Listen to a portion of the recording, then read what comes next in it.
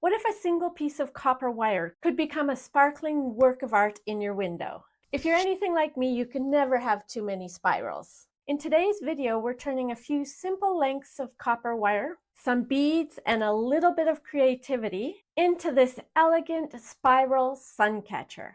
It looks intricate, but it is surprisingly beginner-friendly. So if you haven't already, hit that like and subscribe button and let's dive in. The materials you're going to need today are 10 gauge wire, 16 gauge wire, 20 gauge wire, and then hammer, steel block, bolt cutters, bail pliers, and flat pliers. You'll also need some beads or shells or something to add accents around the main frame.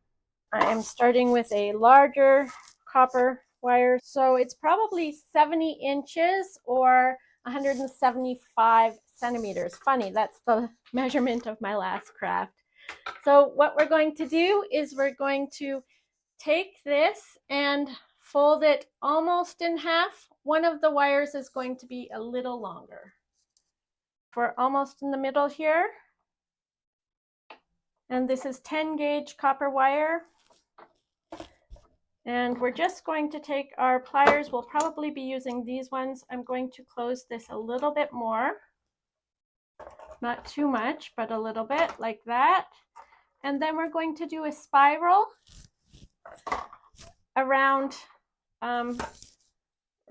here. And we're going to leave it fairly open. This is the center of the sun catcher. So we're going to leave it fairly open. There we go.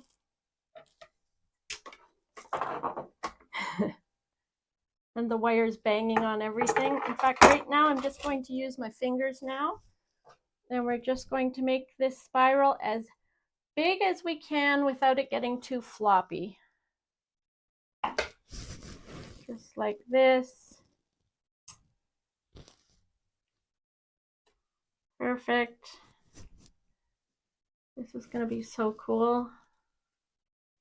And because this wire is a little bit crooked, just kind of straighten out the crooked parts before you fold it around. But again, doesn't have to be perfect. Okay, and then I'm actually thinking maybe a little more like that. Bringing it around. I think that's probably just good enough. Looking at it down here. Okay, this is such a fun, easy sun catcher. Or whatever you want to, you can dangle it outside on your patio. Yep, I think this one's going to come around and then they're going to meet. Oh, actually, maybe I'll take advantage because there's a kink here. So we're probably going to end it there. So I want the sun catcher going this way. So we're going to just twist it till there. And then this one is going to come around to meet this wire. There we go. I'm just testing. Oh, that's so cool. Okay. So this is coming around like that, and we are done. Now what we're going to do here is both of these wires are going to twist upward like this, perpendicular. And this one, I'm going to twist up to match the other one. Like that. Perfect. This is going to be so cool. Okay, and now all I'm going to do for the moment, and it's good that these are a little bit wide apart there. To hold this sturdy, the beginner tip that we used last time actually worked rather well. So I'm going to do that again. And I'm going to wrap tape around this. Now, I'm probably going to do a thick wire wrap there so I can use the full tape. And this will just hold it while we're getting everything else set up.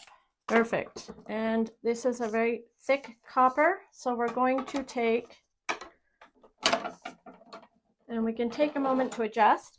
We're going to take some 16 gauge wire. It's going to be a little difficult to wrap 16 gauge around, but it'll work.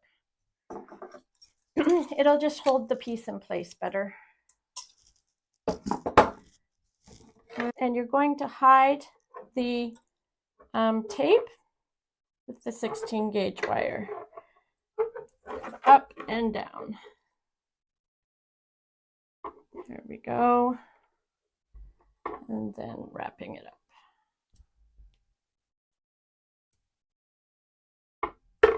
Oh, this is looking so pretty. Just a little bit of 16 gauge wire to hide the tape, and it'll make it more sturdy. There we go. Sometimes it's hard to get started. I like to start in the middle of the wire so that it's a little easier. And moving it down like that. There. And you can also just hold in place with either a vise or just pliers, flat pliers. Just watch when you get down to the ends here, just watch you don't poke yourself. I used to have a lot of wounds from smaller gauge wires going into my finger, so just be careful. There. Okay, now that is looking great. And the next step is I'm going to do two spirals with this. I'm probably going to end up cutting a little bit off there, but we'll just see. And taking the pliers and doing a spiral at the top.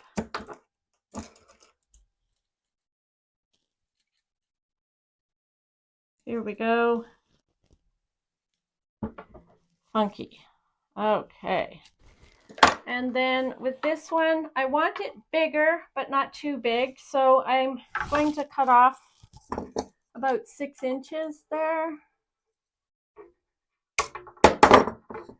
And like I said, I have a kink here, so I'm just gonna try and straighten it as much as possible. But I'm anyway going to fold this over to this side so that when I make the spiral, it sits nicely. Perfect. And this takes some practice and some time. And you can just put this down so you don't have to turn your wrist so much. Oops. There we go. Adjust as you go. Oh boy. There we go. Take a moment to adjust because I accidentally made the spiral a little wonky, and that's okay. Now there's the kink right there, so I'm just going to try and lean into it a bit, create the design around it. Oh, so cool. Okay, so the next step is to make this big spiral flatter and a little more sturdy. I'm going to hammer, hammer, hammer. So we will be back in a minute after I finish hammering. Okay, after you're finished hammering, you're going to want to adjust it just to make sure it's nice and flat and that the spirals are still in shape. And if you just like simplicity, you could stop there because it's really pretty. I am going to randomly place some beads that I have. I have some purple, black, and clear beads, and I'm just going to randomly place them on the craft using probably some 20 gauge wire. Now you're going to want to put a bead between here and here just to hold the spiral so it doesn't lose its form. So make sure you have one bead there at least, or have something, maybe an S-link if you're just keeping this simple. So I'm just cutting off some 20 gauge wire. Going to wire wrap it around a bit. Add a little bit of texture and then add the bead. So pushing it through, doing a few loops like that, and then adding the bead through. Oh, yeah, glad I didn't go with the larger size because that almost got stuck. Okay, and this one is wrapped, and then we're going to wrap it through here. And just take your time with this. This is where you can make your design your own. The structure is there, the base is there, and now it's just to make it look the way you want it to look. Shells would be nice. Of course, crystals would be nice. You could do tiny beads all the way through. That also would be nice. Okay, and I'm actually going to wrap down here just to add some texture. Large wraps until my next bead goes in. Yeah, it's looking really good. Okay, and I'll probably add a purple bead there. Here we go. Oh, that wire's a little kinked. Let's straighten it out a bit so I can get the bead there. In fact, no, I'm going to wrap that around, so that's fine. So we'll take that bead off, wrap it one more time around the base here, and then I don't have to deal with the kink. There. Like that, and then add the bead. Perfect. And we're gonna go all the way around this. I'm going to space them fairly far apart. Maybe use these to pull it through. 20 gauge is a little harder, not too hard, but it's a little bit more difficult to work with. You could easily do a 22 gauge if your beads aren't so heavy, thick and heavy. Okay, and then I'm going to wrap it around here again, a bead randomly. I'm not measuring out where I'm adding the beads, or wrapping it loosely around the bigger spiral, just so you don't have wires crossing your spiral. Unless you love that design, then go for it. I'm just going to do it this way. You could also twist, like this spiral is pretty open. You could twist it like that so that the design is kind of three-dimensional. That would also be a cool idea. And maybe we'll do that in one design, but I'm not doing it right now. Okay, I'm probably gonna add another bead right here, and then now I'm working on this spiral. Like that, and this one, the wires, I'm just gonna cut off the wire because I'm out of wire now, and I will start a new piece. Taking a moment to adjust and tucking in those sharp edges, rounding them out. Oh, that's looking so cool. Okay, let's keep going.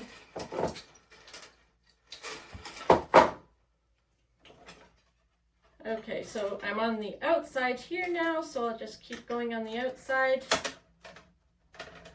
Wrap this around a couple times. There we go. Then some loose spirals, like that.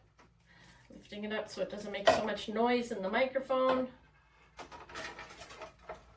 And, oh, okay, maybe I'll put the microphone somewhere else. There. If I put the microphone too close to my mouth, it sometimes it sounds muffled, so I have to keep it further away. Okay, so now there, so now I'm going on the inside again. It's kind of like a little maze. I gotta figure this out. There. And I'm just making sure not to double up my colors, making sure they're spaced far enough apart. I'm going on the outside. That'll be good. Did I cross over it all? No, I did not.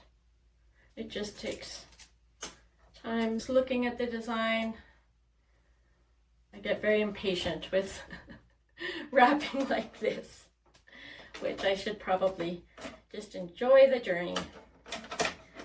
Perfect, and you can make it as busy or as simple as you want.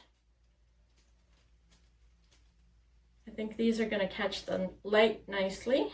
I'm going to end it there, cutting off the excess and taking time to adjust, and then taking time to reevaluate everything, move everything around, see if I want beads. Okay, this one needs to be pushed up a bit. There we go. Okay, I'm doing the same. Ideally you want that if it hangs in a window that both sides look good, so just take a check of both sides, make sure they're looking okay.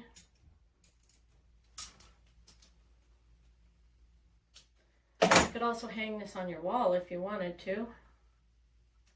Some of my next projects, I'm actually thinking of making a wall hanging, a decorative piece, so stand by for that. Ah, that is so cool. I love big spirals like this, and adding that here just makes it all so sturdy. What do you think? What would you do differently? I would love to hear in the comments below, and thanks so much for watching, and we will see you in the next one.